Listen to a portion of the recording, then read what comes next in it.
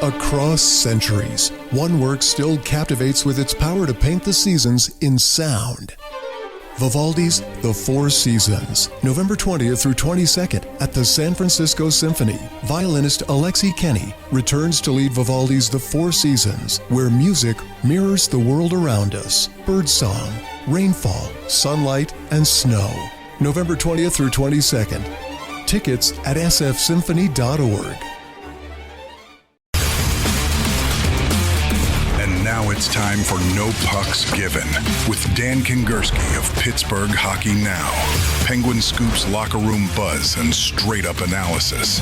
No fluff, all hockey. Now, here's Dan. And away we go. Hi, it's Dan Kingerski on the Pittsburgh Hockey Now platforms. Let me make sure the audio is correct. In fact, I just did a hit on Edmonton radio. So getting everything set and ready to roll here on this Penguins live chat. Lots to talk about. I'm sure you always take me in very different directions than I expect to go. That's okay. We're all good with that. So here's what I've got on tap anyway. Last night, kind of wholesale roster changes for the Penguins necessitated by the three injuries. Noel Accari out weeks, Justin Brazeau out 4 weeks, Tristan Jarry out at least 3 weeks. And so what that did was, first of all, I think a lot of you were excited, appropriately so, for the recall of Sergei Murashov, who just wins games, stops pucks. He 5-1 at the AHL level, the goalie for the month of October. So there is that to talk about, because I think that's not just a recall and plug and play. There's some storylines there. Danton Heinen gets recalled. Okay, I'm sure you're all, yawning at the exciting prospect there. Ryan Graves gets the recall because the Penguins also demote Owen Pickering. Oh, we're going to spend some time on that because your reaction to that is endlessly fascinating to me. Not just, kind of the shuffling, but the Owen Pickering reaction to me is, I don't get you all sometimes. It's you say you want one thing, you get one thing, and then you're like, nah, didn't really want that. I wanted that, but not that. So that's kind of how we are doing things today. Plus, of course, especially on YouTube, I'm not going to be checking the comments on X. If you're on X, you can watch the video. I want you to jump over to the YouTube page that I just tweeted out, and I'll be taking the comments, questions, criticisms, praise. Oh, lots of praise. Always on the YouTube chat. So that's what we're going to do. I am home for like 5 days, and then we are off. I guess I'm not home because the Penguins have that down and back to New Jersey this weekend. I will be, of course, making the run back and forth. I haven't quite figured out the travel logistics yet. I'm always tinkering, trying to find the perfect way to do it. I might take the train from Harrisburg to Newark, so it means I drive from Pittsburgh to Harrisburg and get a hotel in Harrisburg so I actually get some sleep, or I might just cannonball and sleep on the plane to Sweden on Monday. I haven't yet figured all of that out. So we're going to talk about that. We're actually going to, I think the big topic, the umbrella sort of topic for everything is, what do the Penguins do now? 2 straight rough losses. I mean, they just weren't very good in Winnipeg. But then they bring their A game to Toronto and then absolutely run out of gas. I mean, they were brutal in that third period. Having said that, they're 8-4-2. Not exactly like they stunk up the joint this season. They're still, solidly in a playoff spot.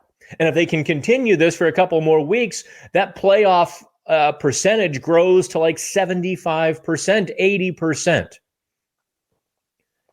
Do you take the let's call it 4 periods of stinker hockey, Winnipeg, 3 periods and 1 period in Toronto, or do you take those 2 periods in Toronto as the true measure of the team? Which is it? I think that's the appropriate thing.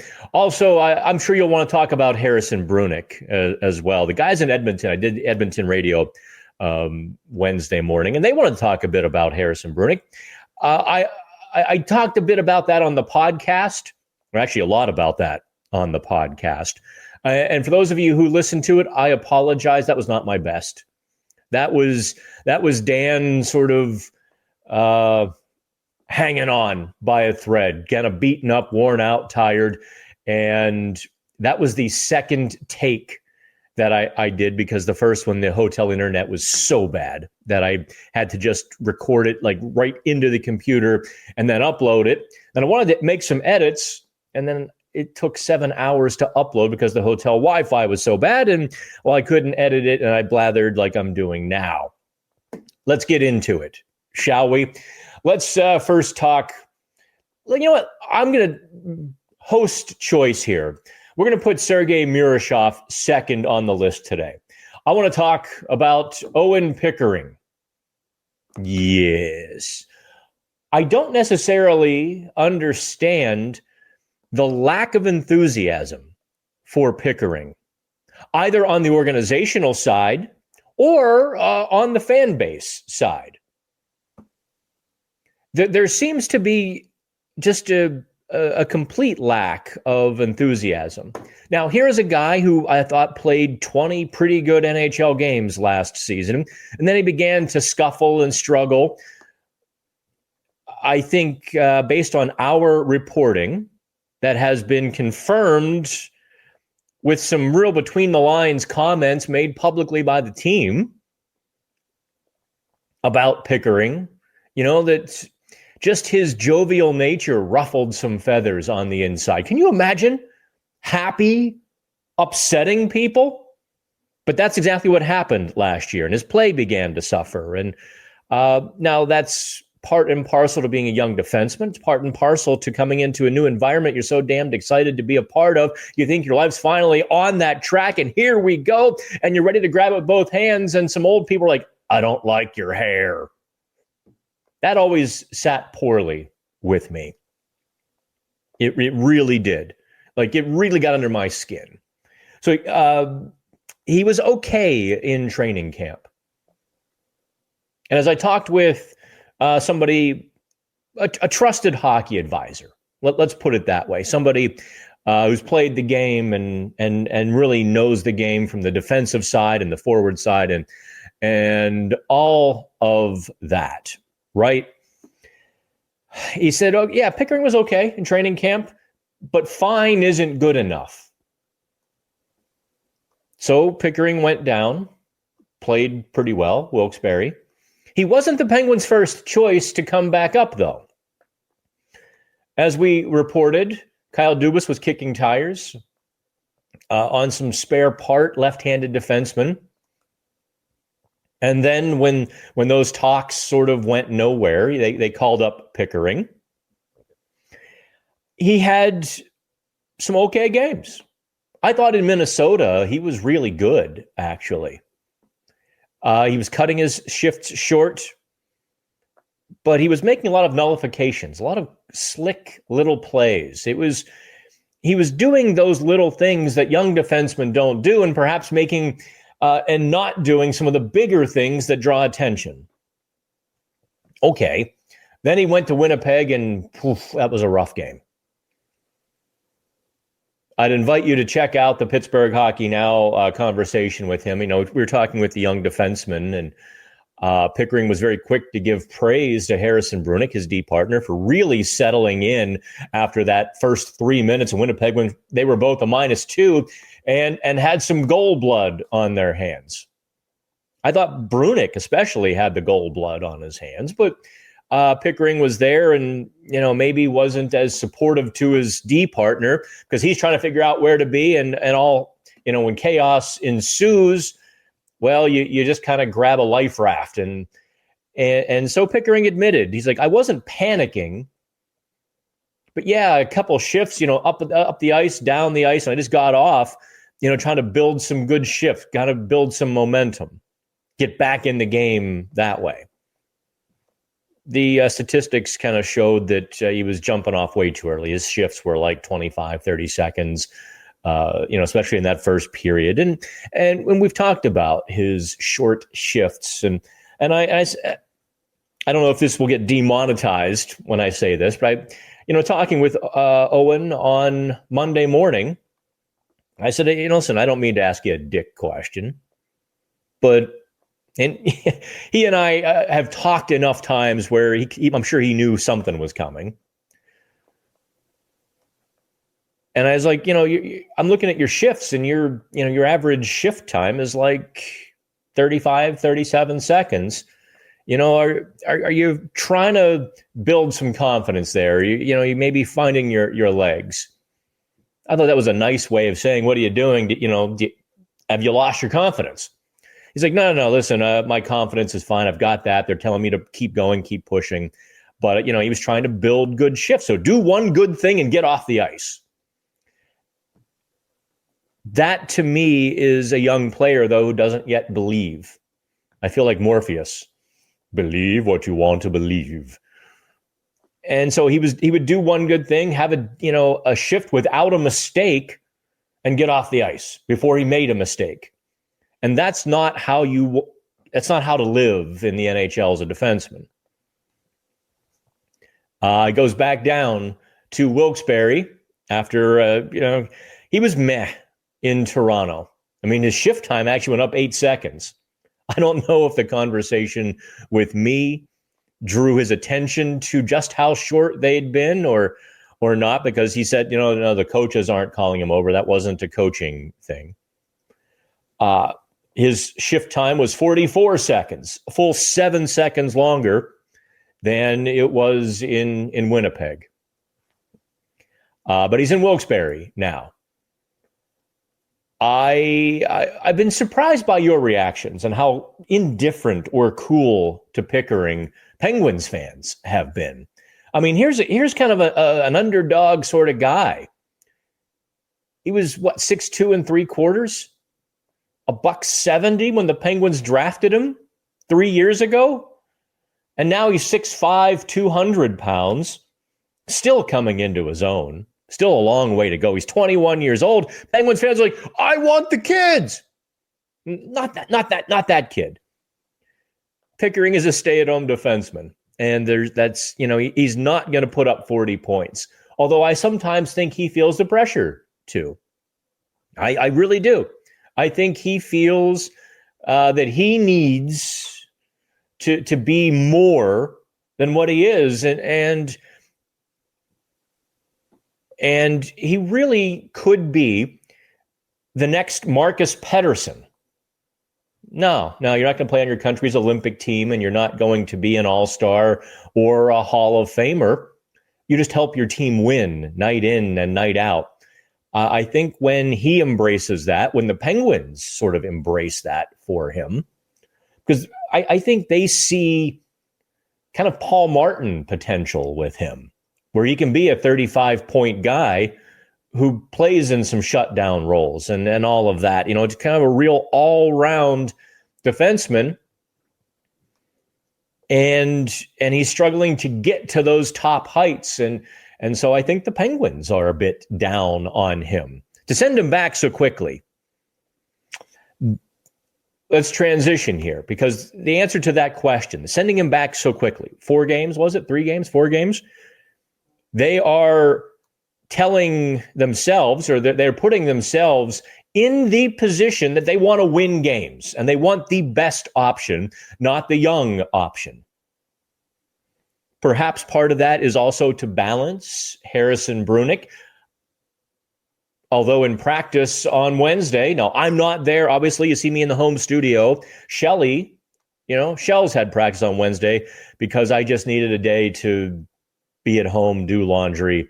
I walked for breakfast Wednesday morning, and I must tell you, glorious. It was, I went for coffee. Actually, it was kind of bad coffee. I went to a new coffee shop, and I was like, ugh. They actually had their hot coffee in like a plastic lemonade pitcher. And I'm like, what are you doing? No, I digress. The recall of Ryan Graves tells me that the Penguins are now looking at winning. They're not going to go nuts on the trade market. Don't think they're going to do that. Our new social media coordinator, or coordinators, actually. Across centuries, one work still captivates with its power to paint the seasons in sound. Vivaldi's The Four Seasons, November 20th through 22nd at the San Francisco Symphony. Violinist Alexei Kenny returns to lead Vivaldi's The Four Seasons, where music mirrors the world around us. Birdsong, rainfall, sunlight, and snow. November 20th through 22nd. Tickets at sfsymphony.org. A pair of young brothers who've really kind of taken over our Facebook page, and I think they're doing a wonderful job. They were brilliant, actually.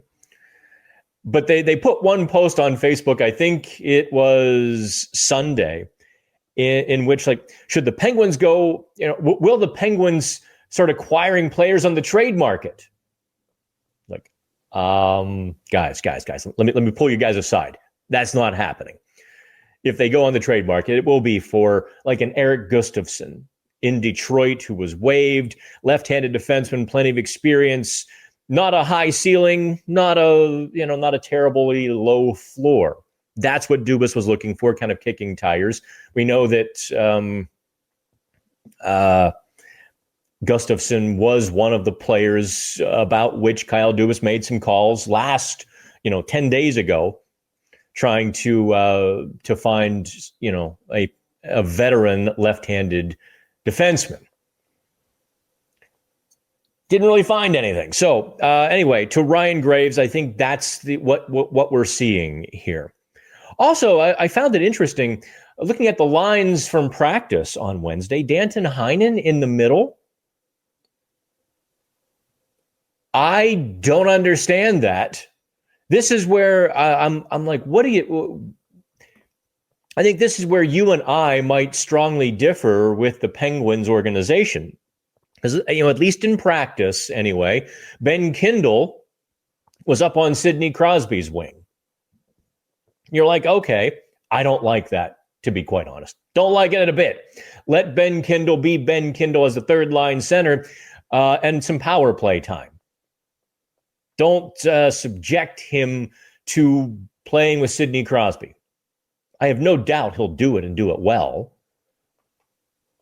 I do doubt that's, what's he going to learn as a right winger playing with Sidney Crosby?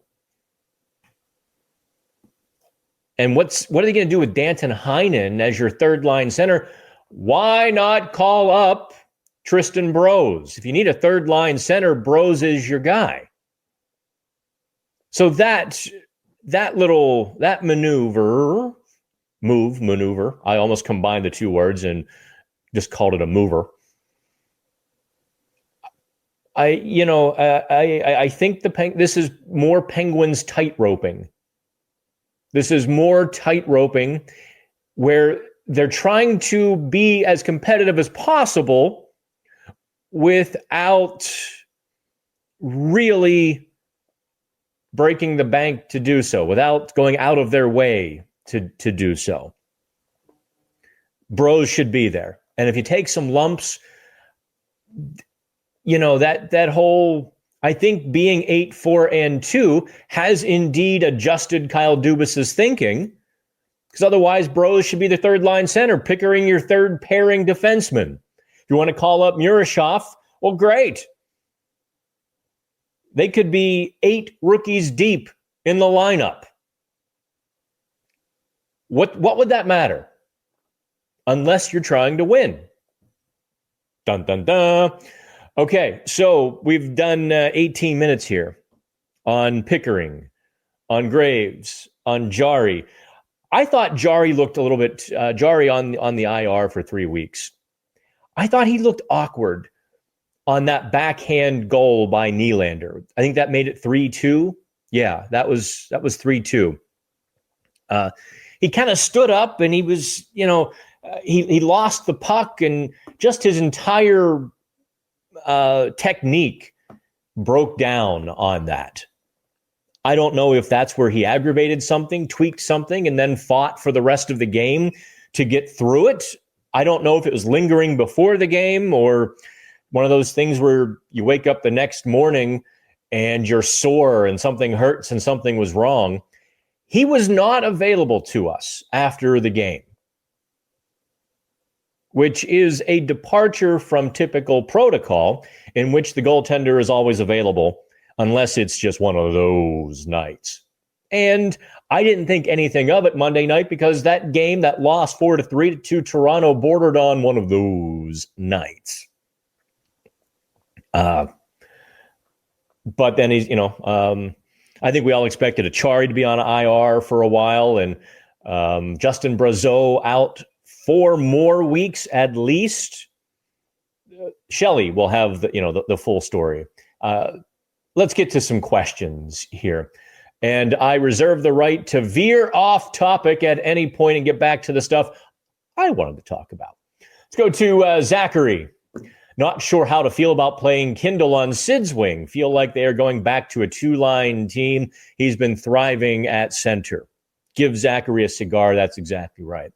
Drizzy, the Driz, says certainly seems like setting up for Brunick to sit the required 5 games so he can get some AHL games. I don't know. Brunick was part of the top 3 pairings at practice, playing with Matt Dumba. So, no, actually. I think they will probably make the final determination on Thursday, maybe Thursday morning, or they might scratch him. They might punt the decision a couple of more days. I do think a veteran lefty would do wonders for Brunick. Just a guy that he trusts. Not that he didn't trust Pickering or doesn't trust Dumba. I do. The dual righties is not best for Brunick. And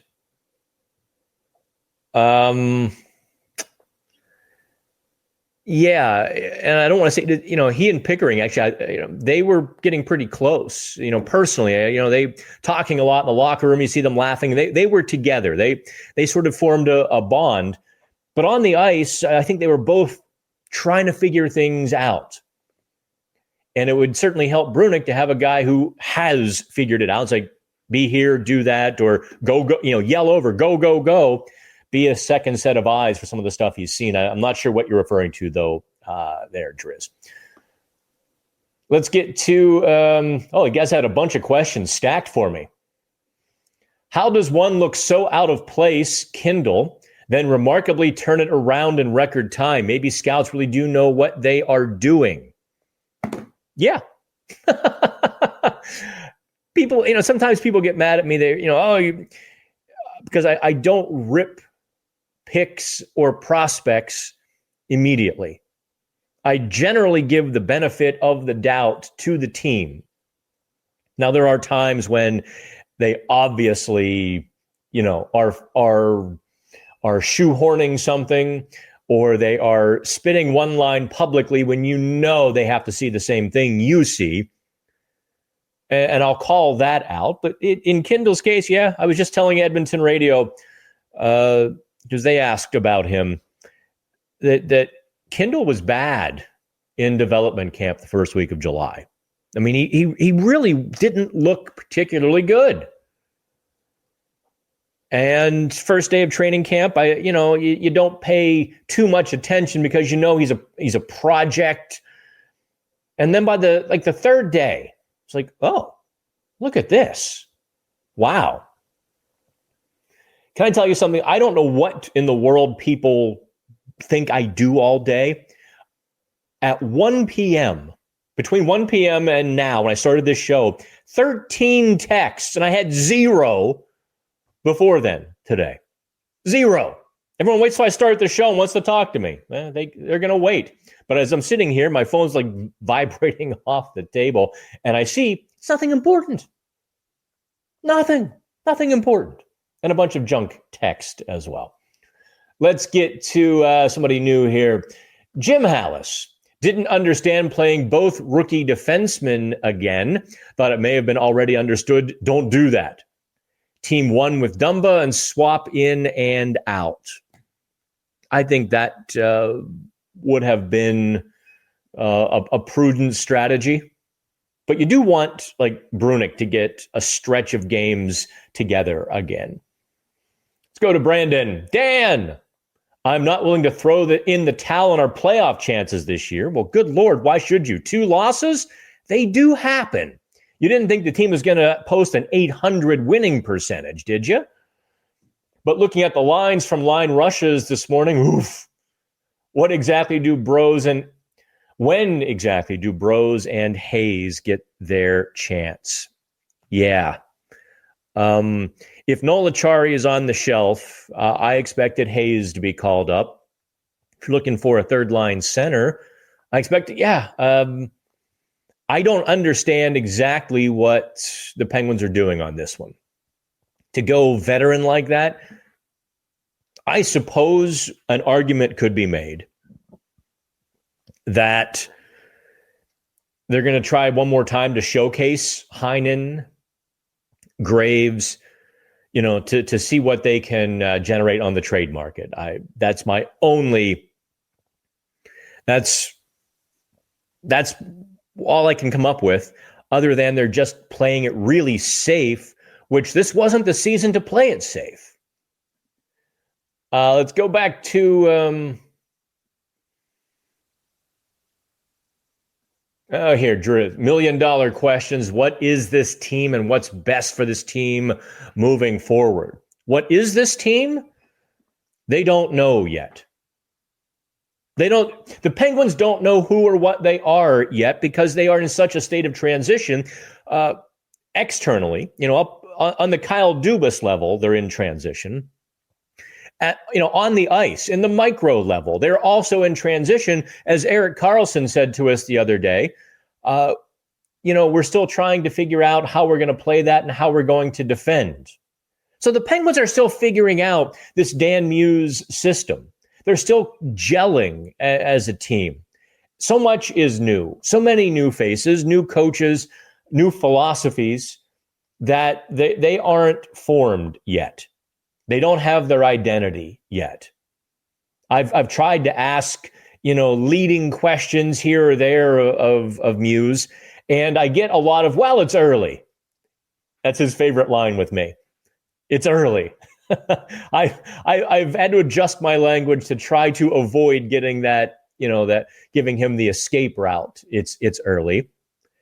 I suppose in his estimation, it is, because they're only 14 games into his entire tenure. There's still a lot more to figure out. And it wasn't like he could come in on day one of training camp and begin installing these things. He had 69 players to deal with, 30 plus of which had NHL experience or should have been in the NHL. So they had a lot of opportunity and a lot of ice they had to give to make the best possible decisions. Brandon comes back. I assume this is about Owen Pickering being positive and happy. Definitely tracks to ruffle some feathers with last year's coaching staff. We're going to just leave that alone. Zachary says, I feel Pickering is expandable. Do you mean expendable? I mean, maybe he could expand as well. I mean, maybe 2 sizes in the waist. Maybe he's going to add another 20 pounds. I think you mean expendable. He hasn't done anything that's grabbed your attention. He's soft. He just seems too sensitive. I don't think he's going to find his game in Pittsburgh. Interesting. Y'all go nuts over kids. Bring the kids, bring the kids, bring the kids. Not that kid. That kid was a number 1 draft pick. A left-handed defenseman with reach of a condor, good hockey IQ. I wouldn't call him soft. Not at all. I wouldn't call him soft. Let's go to Mark Malvisi. Hey, Dan, I see the Pens line rushes this AM has Kindel on the same line as Sid. Since that opens up the 3C spot, do you find it head-scratching they call up Heinen instead of giving Broz a chance? Absolutely. I should have read your question before I put it on the screen because we went over all of that. So I'm going to give Mark a rebound shot here. Also, different subject, might have missed an update on it, but what ended up happening with the land the Penguins owned around the arena? Did they end up losing it or file an extension? Good question. I wasn't able to do a follow-up story because all of the politicians and sources that came running to me when they found out I was going to write a story didn't call back when the deadline was approaching. They didn't call back. Across centuries, one work still captivates with its power to paint the seasons in sound. Vivaldi's The Four Seasons, November 20th through 22nd at the San Francisco Symphony. Violinist Alexei Kenny returns to lead Vivaldi's The Four Seasons, where music mirrors the world around us. Birdsong, rainfall, sunlight, and snow. November 20th through 22nd. Tickets at sfsymphony.org. Inferred from that, here's the answer to that, Mark. The Penguins gave it up. Said fine. Told the URA, the Urban Redevelopment Authority, to which they have quarreled with quite a bit over the last 15 years. It's been a really complicated, almost personal, sort of personally strained relationship with the URA. And the Penguins said, fine, you take the land. Take it back. No extension filed. So the Penguins have indeed lost the exclusive development rights to that upside on the hill. I assume they have also lost all of the other undeveloped SEA land on the bottom side. You know, they've got the FNB tower, they've got the concert, they have some other developments underway. All they had to do was have begun the process of development with the other tracts of land. They did, they had on a few.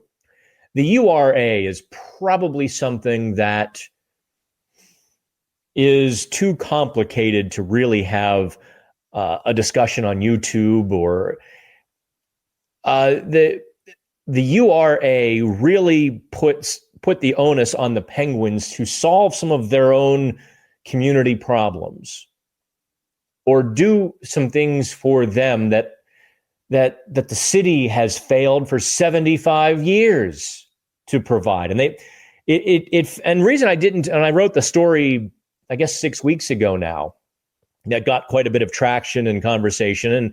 And I really did my best to drive down the middle of that highway with cars coming past me on both sides. And I was kind of proud of myself that we succeeded. There were instances of the Penguins essentially giving the URA a boatload of money for a project that had nothing to do with the Penguins' relationship with them, and getting some blowback that it wasn't enough. The money getting rejected, and there was blowback on the type of development that the Penguins wanted to do in the past.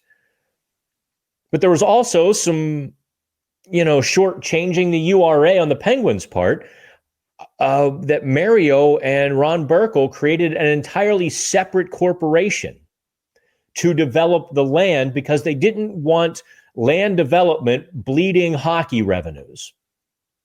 And they didn't put a whole lot of money into that other corporation to develop things. This is why you really didn't see development around the arena while Mario still owned the team, because they just didn't see the big profit motive.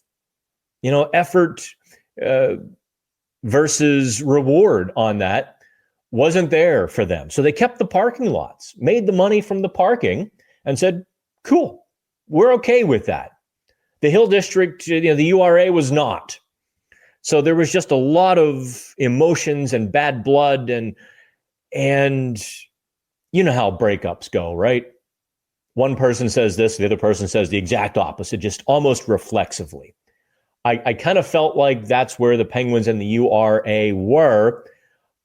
Do I tell you I thought the URA was more at fault for that?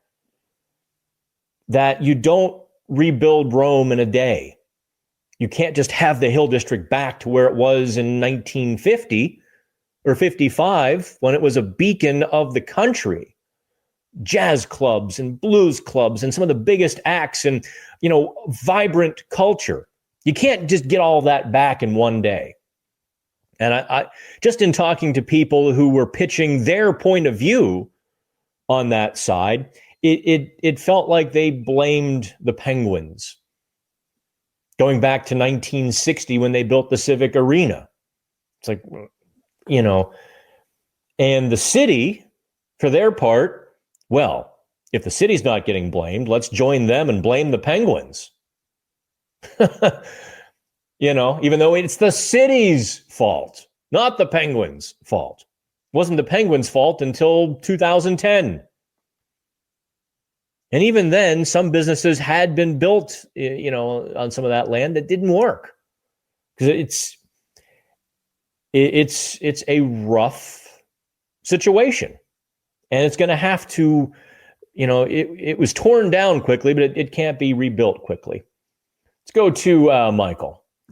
I disagree on the trade aspect. I think the Pens will be interested in bringing somebody in that could help the team prior to the 75 days necessary for salary retention. Yeah, you're referring to the new NHL rules and the salary cap, and you can't just flip somebody and eat part of their salary like you used to do and all of that. I'll have to refresh myself because I wrote all the stories on that in August when it you know, the edict came down from Mr. Bettman. No. The Penguins, you can disagree all you want, Michael, but you're not going to see the Penguins spending big assets to bring in big players. And I don't think you're going to see a lot of teams able to spend big assets to have a team like the Penguins eat salary. I think it's going to be too complicated. Those kinds of deals are going to take months unless one team just absolutely hits the floor and says, yep, fine, we surrender. Penguins aren't going to surrender. Not at 8-4-2, right? Let's go to Big Joe. A regular here on these live chats. Big Joe says, do you think the allure of one last ride for the big three is creeping in again and the youngsters may have to wait? Yes, I do, Big Joe. I think that the chance to make Sidney Crosby happy, the chance to win. Look, Penguins fans have basically told the team we don't care. 13,000 tickets sold for the last few home games. So if they've announced, 13-2, 13-8, if they've announced that many, you can almost assure yourselves that there were 10 to 11,000 fans in attendance at these games. Now, I'm sure the Penguins, Kyle Dubas, were prepared to take some lumps this season. They were prepared for that. But if they can win some games and generate interest and get fans back in the building, thus money, yeah. I'm ready to go. Big Joe says, I'm ready to go as young as possible if they are ready to play or get their feet wet. Well, I suppose today or last night was a little bit of a dry towel on those wet feet, Heinen and Ryan Graves and so forth. Let's go to Kyle. Kyle has that professional, I think, Kyle, you're the CFP, right? Professional little headshot on your YouTube account. Excited to see how Murashov does. I saw flashes last year with Jarry in that Toronto game. Pickering looks out of place, which sucks because I like the kid. How do you see the depth stepping up? I don't know if they're going to play Murashov. I'm curious as heck about that. If they're going to run Shilov's out there for the next 3 weeks, every game, and just keep Murashov kind of on the bench, keep him hidden, keep him there for, backup purposes. Or they're like, all right, kid, you're tearing up the AHL. Let's see. Let's see what you got. It could go either way. I really don't know. I don't know if Dan Muse addressed that at practice. I definitely told Shelley to be on watch for that. Let me check PittsburghHockeyNow.com as I say these things. Okay, no updated story yet. Come on, Shells. What are you doing? In fact, let me text her and say, what do you got coming? What did Muse say? There we go. Okay. I'm sure that'll add to my 14 text I have to read after the show. Leave me the hell alone. Text me after 1 o'clock on a Wednesday. Zachary says, thought they should have called up Hayes to run with Sid again. Just feels like a perfect winger for Sidney Crosby. No. You don't take a scrapper, a rookie like Avery Hayes, and dunk him in the deep water with Sid. Don't forget, Zachary. I mean, part of what my job is to provide that 3D context to a lot of you. If you're playing with Sidney Crosby, you're not just playing in the offensive zone and trying to score goals. If it were that simple, yeah, give him a shot. But if you're playing with Sidney Crosby, you're also playing against the other team's top lines. You are playing hard minutes and a lot of hard minutes because the competition is A-plus level. That is not something to ignore. Sure, you want to see Avery Hayes score a bunch of goals besides Sidney Crosby and everybody's happy, but you don't want to see the kid just out there chasing the other team's top line. That's a lot to ask of Avery Hayes. I mean, Hayes, I think, can be an NHL player, but let's put him in proper perspective, third or fourth line, when he's full on with his game. Was I surprised with the decision at the ending of the Predators Wild game? I did see the highlight. Who shot Johansson? Nashville knocks the puck or knocks the net off the moorings. Johansson shot hits the dislodged net, and they called it a goal. The puck would have hit the side of the net, though. Listen to this. What was the Justin Brazeau goal that was called off? Was it Minnesota? Philadelphia? I don't know. All of the games on that road trip just became a gelatinous blur for me. But when Dave was challenged, who was the defenseman that made the contact? Yeah, it was Jake Middleton. That was Minnesota. Jake Middleton's head hit Philip Gustafson, not Justin Brazeau. So, yeah, I don't think Toronto's replays have been very good lately. Go to Logan.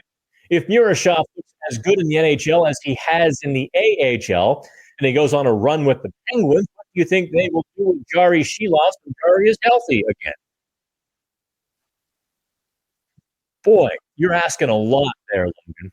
You're asking a 20-year-old kid to reel off, a 925 save percentage in a dozen games in the NHL. If he looks as good in the NHL as the AHL. Well, a bit of a competition gap there, isn't there? But let's take your hypothetical to the extreme and say it's possible. I don't know what to do at that point. I honest to God, I think Murashov would go back to the AHL, before he would get exposed. Unless he was showing them that he had fixed a couple of weeks they won. B, Sheloff be the next to go down or through waivers. I think at that point you go on waivers because you'd have to trade. You trade Sheloffs. If Murashov says this is my net, and you believe him, Sheloffs would be the one to go. We know that Edmonton made a better offer than did the Penguins. Didn't want him in the but Logan, I appreciate the rosy thinking. That's really rosy. Mark, hypothetical. Oh, okay, same question there. Let's get down to Across centuries, one work still captivates with its power to paint the seasons in sound. Vivaldi's The Four Seasons, November 20th through 22nd at the San Francisco Symphony. Violinist Alexei Kenny returns to lead Vivaldi's The Four Seasons, where music mirrors the world around us. Birdsong, rainfall, sunlight, and snow. November 20th through 22nd. Tickets at sfsymphony.org. Here on live chat. Asking Pickering for offense. Spell check got poor John here. It says, I'm not asking picketing. It's, I'm not asking Pickering for offense. Defense first. Can't handle passes. Can't dish the puck. Can't keep pucks in the zone. Can't anticipate angles to be where he needs to be defensively.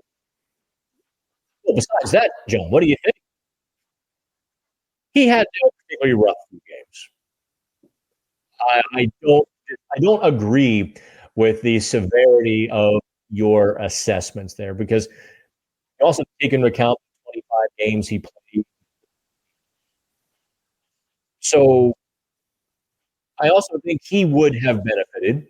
Look, he played well enough when they separated him from Brunick in Winnipeg. He made one mistake.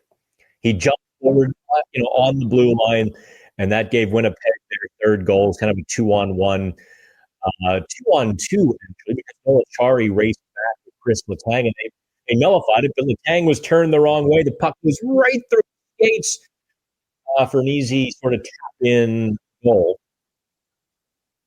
I attributed Pickering's jump forward to be just, a rookie mistake, but also when I've seen Chris Letang make 6 million times and Erik Karlsson make 7 million times. So I wasn't too down on him for that. He was fine with Chris Letang. There was predictability there. And that's the one thing that playing rookie defenseman took away. And now the word comes to me. Predictability, stability. And neither Pickering or Brunick had that on that third pairing. So that's another reason why I sort of find that demotion a little bit bad.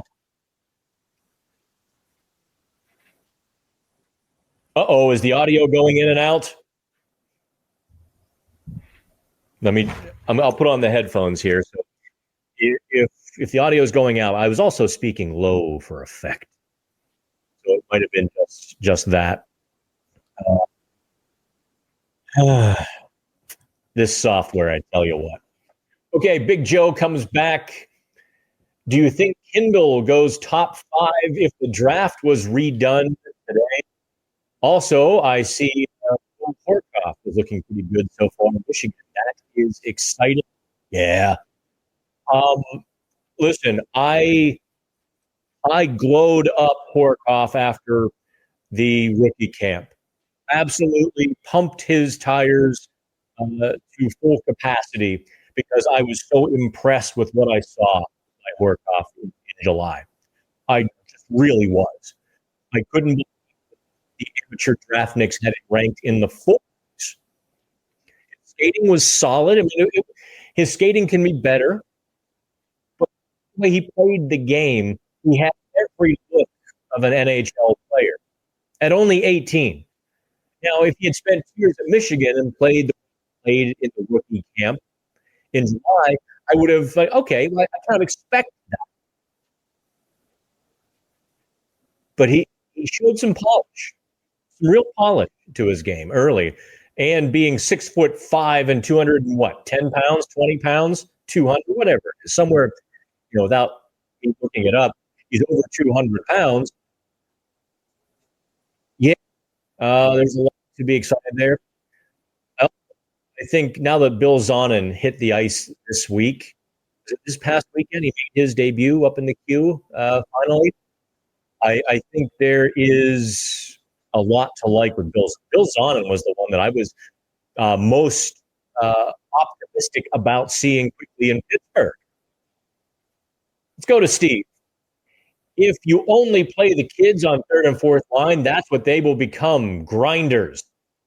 I forget the Russian kid years ago, first round pick. What happened to him, history will repeat. Alexei Murashov. Is this Mark Madden's burner account? That's the exact conversation I had with Double M a couple of weeks ago, because it was his exact contention as well.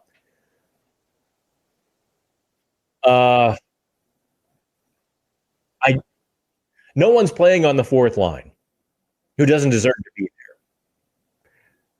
Do you think Ben Kindel is being shortchanged playing as a third line center? No. He's getting 13, 14 minutes of NHL ice time. He's playing in the top power play. He is getting some offensive zone starts. He's not playing like last season. Mike really used his third line in a defensive sort of role, which did not suit Kevin Hayes very well, but they did it anyway. Kindel is getting the game is only how you define it. The role is how you define it. And they haven't told Ben Kindel, "Not there and be a plugger." Who was it? The Coyotes had a better prospects a decade ago. Less than that, probably 7-8 years ago. Dave Tippett. And Dave Tippett's philosophy was, in order to be a star player, you first have to be a plugger, a plumber, a grinder. And it really did cut short Arizona's development, really, harmed the organization. And that was the wrong way to go about it. The Penguins aren't doing that to Ben Kindel. When you see Ben Kindel having 75% D-zone starts and having to kill penalties and not getting power play time and really having to clean up the defensive zone almost as a matter of principle and exclusivity, then you were. Until then, he's playing with Philip Hollander and Ville Koivu. He was playing with some guys who knew how to play offense. They were in the offense. Don't look for problems to solutions. He's on the ice. He's playing 14, 15 minutes. Let it go.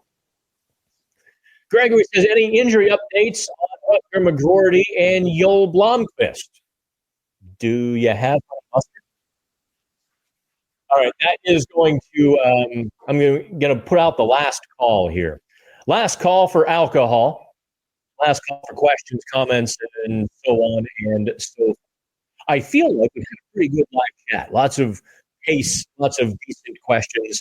I know a lot of you joined late. I see, actually, wow, 350 people right now watching this, which probably means I'll get it by tonight or tomorrow morning. A few thousand. Appreciate you all.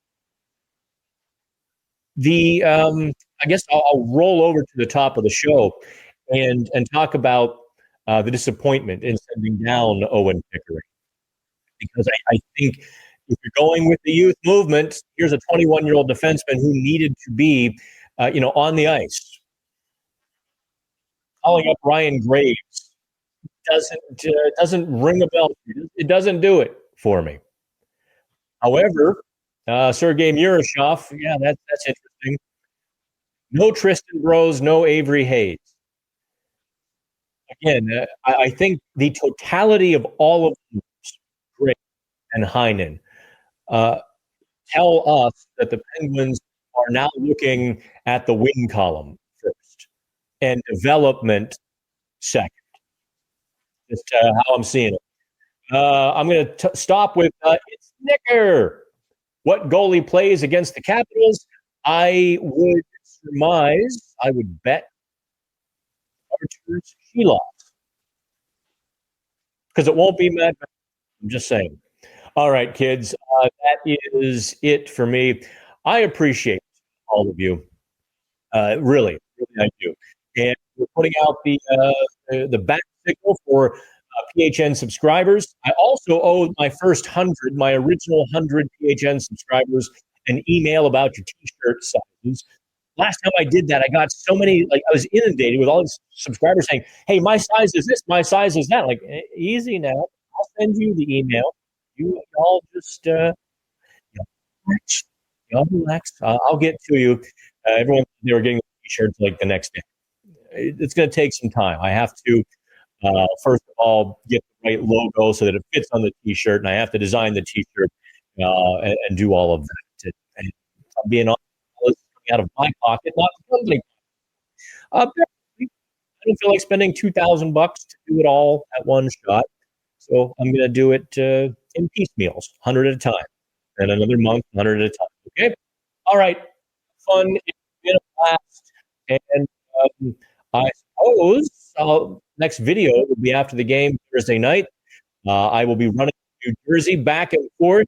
I'm actually going to do the Kings game on Sunday. Most of my colleagues are staying in New York and flying out of New York to Sweden. I'm an idiot.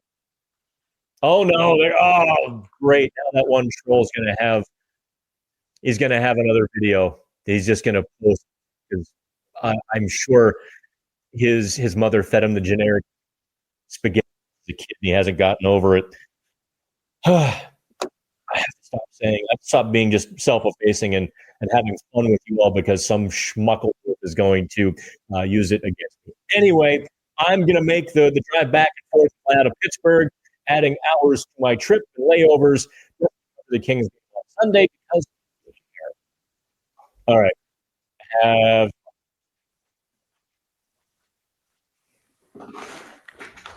Across centuries, one work still captivates with its power to paint the seasons in sound.